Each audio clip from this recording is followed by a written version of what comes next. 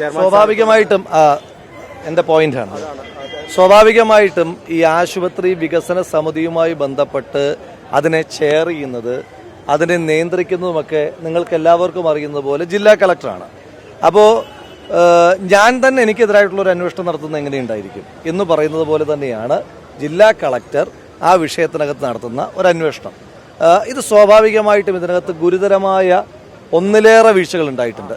ഒന്ന്, മന്ത്രിമാർ തന്നെ വന്ന് ഡിക്ലെയർ ചെയ്യുകയാണ് അകത്ത് ആളില്ല എന്ന്.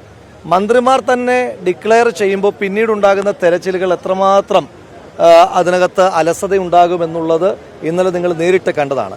ഇതിൻ്റെ ഒരു ഗൗരവം, അതിൻ്റെ വ്യാപ്തിയും വർദ്ധിപ്പിക്കുന്നത് നമ്മൾ മനസ്സിലാക്കേണ്ടത്, ഇന്നലെ 1/2 ഡസനോളം മന്ത്രിമാർ, മുഖ്യമന്ത്രി, chief secretary, D G P എന്ന് പറയുമ്പോൾ ഫയർ ആൻഡ് റെസ്ക്യൂവിൻ്റെ അടക്കമുള്ള DGP, സ്റ്റേറ്റ് പോലീസ് മേധാവി അടക്കം, റവന്യൂവിൻ്റെ ഉന്നത ഉദ്യോഗസ്ഥന്മാരടക്കമുള്ള ആളുകൾ, 4 ജില്ലയുടെ കളക്ടർമാർ, ഇവരെല്ലാവരും ഈ മെഡിക്കൽ കോളേജിൽ നിന്ന് വോക്കബിൾ ഡിസ്റ്റൻസിൽ ഉണ്ടായിട്ട് ഇതിൻ്റെ ഒരു രക്ഷാപ്രവർത്തനത്തെ ഏകോപിപ്പിക്കുവാൻ 2.5 മണിക്കൂർ വൈകി. ഒരു മനുഷ്യജീവൻ നഷ്ടമായി. 2.5 മണിക്കൂറും ഒരു മനുഷ്യജീവനും നഷ്ടപ്പെടുത്തിയതിന് ശേഷമാണ് തെരച്ചിൽ നടപടികൾ തന്നെ ആരംഭിക്കുന്നത്. 1.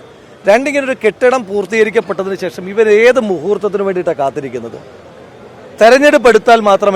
തെരഞ്ഞെടുപ്പ് പ്രഖ്യാപിക്കുന്നതിൻ്റെ തൊട്ട് തലേദിവസം മാത്രമേ ഇത്തരം ഉദ്ഘാടന മാമാങ്കങ്ങൾ നടത്തുകയുള്ളൂ എന്ന ഈ സർക്കാരിൻ്റെ ഒരു സർക്കാർ PR എന്ന കൊള്ളരുതായ്മയുടെ രക്തസാക്ഷിയാണ് ഈ മരണപ്പെട്ട സ്ത്രീ.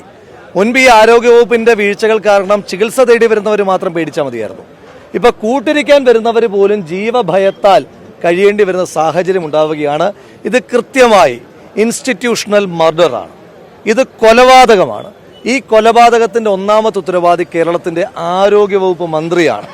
നാട്ടിലെ എല്ലാ ആരോഗ്യ മേഖലയിലെ ആരെങ്കിലും ഒരു സുഖപ്രസവം ഉണ്ടായാൽ പോലും, പാരസെറ്റാമോൾ കഴിച്ച് ഒരു ആളുടെ പനി മാറിയാൽ പോലും അതെല്ലാം സർക്കാരിൻ്റെ നേട്ടത്തിൻ്റെ പട്ടികയിൽ ഉൾപ്പെടുത്തുന്ന ഒരു സംസ്ഥാന സർക്കാരും ആരോഗ്യവകുപ്പും ഇവിടെ ഉണ്ടാകുന്ന വീഴ്ചകളെല്ലാം സിസ്റ്റം എറർ എന്നാണ് പറയുന്നത്.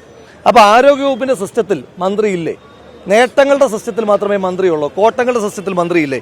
ഇത് കൃത്യമായി അവർ രാജിവെക്കുന്നവരെയുള്ള തുടർ സമരങ്ങളുമായിട്ട് ഞങ്ങൾ മുന്നോട്ട് പോകും.